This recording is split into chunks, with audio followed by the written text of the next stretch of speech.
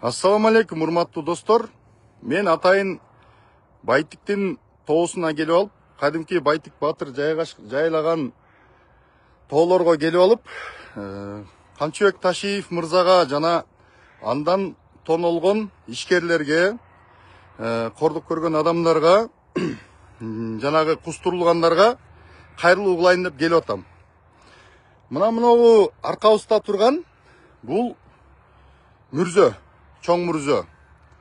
Шаардагылардын бир бөлүгү ушул жакка келип жайгашат. Өлгөндөрдү ушул жакка көмөт да.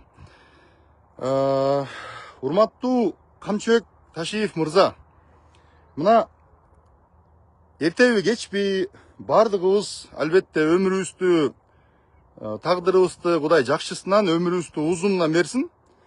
Сизге да узун өмүр каалайм. Бирок эртеби кечпи баарыбыз дүнүйө жыябызбы, бийлик жүргүзөбүзбү, байлык топтойбузбу, айланып келип ушундай 2 метр жерге кирип, 3 метр кепинди оронуп, үстүбүзгө боз топуракты жамынып, өмүрүбүз бүтөт. Жанагы жыйган терген байлыгыбыз, бийлигибиз, машинабыз, акчабыз баары калат аркабызда. Мен сизге кайрылат элем. Урматтуу Канчыбек Кыдыршаевич, сиз кечээ жакында кайрылуу кылып, мурда күнү айтыпсыз, мен тазамын, акмын, актыгымды соттон далилдейм депчи. Анан тарапташтарыңызды чыкпай эле койгула, тиги бу деген сыяктуу мындай намек берип, бирок ичиңизде мен бул нерседен мындай месседж кабыл алдым да, мени камаган жатышат, если что мени колдогула, колдойсуңарбы дегендей намекту байкадым. Бирок сиз үчүн эч ким төшүн тосуп деле чыкпаса керек.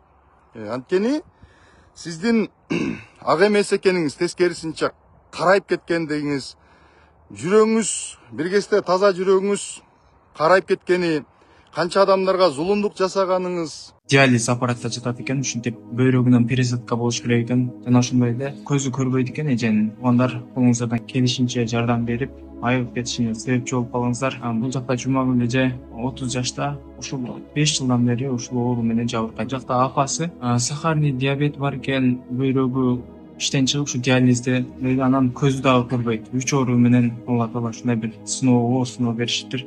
Биз дагы да кабар алып турабыз. Бул жакта ушинтип эжеке ушул өзүн биле албай жатат. Успокаивающий берип койду азыр, Успокоивающий укол менен жатат да, аппараттан кыйналып атат. Апасы дагы бул жакта ушул кыз үчүн чуркап, көп жылдан бери ушу кыздын аркасында больница менен кыдырып ушул жакта жүргөн учуру. Операцияга $22,000 сурап атышыптыр врачтар. Чет өлкөдө болот экен, Турцияда же болбосо Индияда, эки өлкөнүн бирөөсүндө болот. Колуңуздардан келишинче ушул каражат сиздер үчүн, эми көпчүлүк үчүн аз эле каражат, 200 сомдон 100 сомдон салып отуруп, биз эле ушул каражат чогулуп кетет деген үмүттөбүз.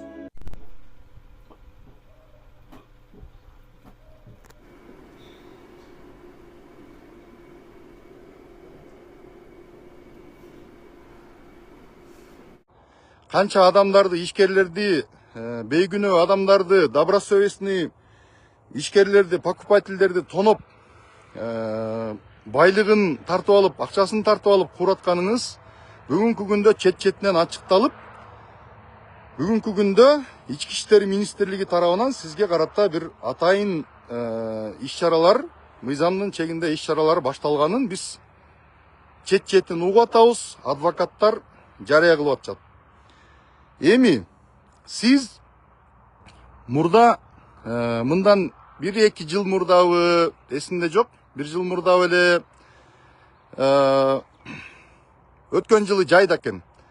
Туңгучта Жамалбек Рысалиев деген иниңизди ушу эшигинин алдына бир боз үйдү коюп алып, бизнес кылып атыптыр, мыйзамсыз бизнес кылып атыптыр деп жала жаап камаардын алдында сиз айткансыз. Жамалбек, будь мужиком. Мойнуң албайсың эркекче деп айткансыз да. Мен сизге айтат элем, Канчыбек Кыдыршаевич, будьте мужиком. Кылганыңызды кылдым деп мойнуңузга албайсызбы? Эгерде сиз мойнуңузга алсаңыз, кылдым, туура эмес нерселерди кылдым, кээ бир нерселерди билип кылдым, кээ бир нерселерди билбей кылдым, кээ бир нерселерди мага жамынып, кол алдындагылар кылып коюптур. Мен да ката кетирдим деп мойнуңузга албайсызбы? Ошондо сиз ошондо сиз тарыхта чыныгы батыр катары калмаксыз. Бирок тилекке каршы сиз дагы өзүңүз бир кезде башкаларга үлгү болуп, ушундай болгула, таза болгула дегендей таза эмес экенсиз. Бүгүнкү күндө эр жүрөкмүн, барыңарды камайм, өпкөңөрдү үзөм деп жүрчү элеңиз, тилиңерди жулам, колуңарды сындырам депчи. Көрсө сиз андай деле батыр эмес экенсиз. Мунун бардыгы жанагы кум сепилдей болуп, урап түшүп, же болбосо жанагы көбүктөй болуп чачырап кетти. Эми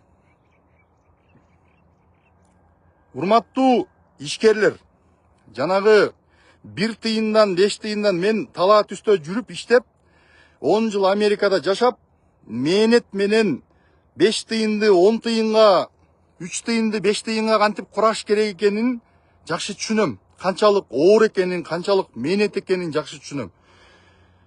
Мен ошол ишкерлерге кайрылат элем.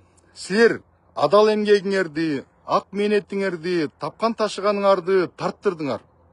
Эми мамлекетке бергениңер мамлекетте калат. Ал мамлекеттин казынасына кетти, ал элдин кызыкчылыгына жумшалды, сот объектилер курулат, балким жолдор курулат. Бул жакшы.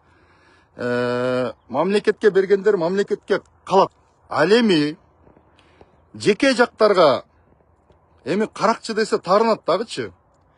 Каракчыларга акчаларын тарттырып, сол чөнтөккө солотуп, сол чөнтөккө кусуп берген акчаларыңарды алышыңар керек.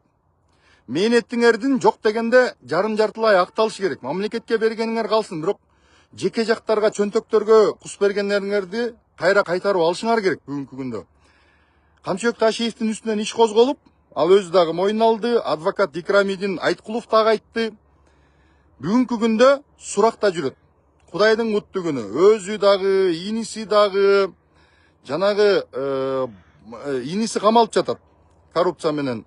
Баласы дагы, анан подчиненныйлары дагы, Токторбаев, жанагы Досманбетов деген жана башка эмелер тиги суракка кирип чыгып атышат.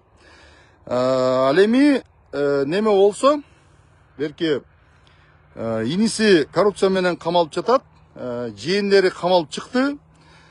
Анан эртеңки күнү ал соттолуп кете турган болсо, силер же иттен жок, же ит байлаган жиптен жок талаада каласыңар.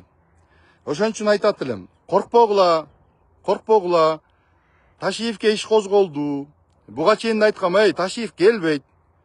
Кайра кызматка отурбайт. Анан моногу эки дос калп эле пранк кылып аткан жокпу деп атасыңар. Пранк кылган жок. Президент чечкиндүү чечим кабыл алган. Болгону баягы адамгерчиликтин негизинде мыйзамдын чеги менен, факты менен акырындап мыйзам жолунда жылып келип атат. Ошондуктан силер кайрылып ГСУга болобу, анан военный прокуратурага болобу арыз жазып кайрылышыңар керек.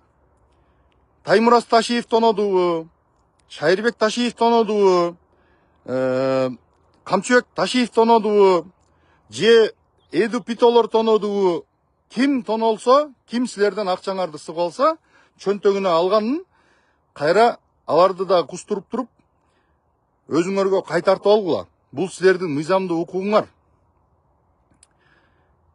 Ишкерлер, силерге кайрылат элем. Мындай өзүңөрдүн адилдигиңерди тастыкташ үчүн мыйзам чегинде күрөшкөндөн коркпогула.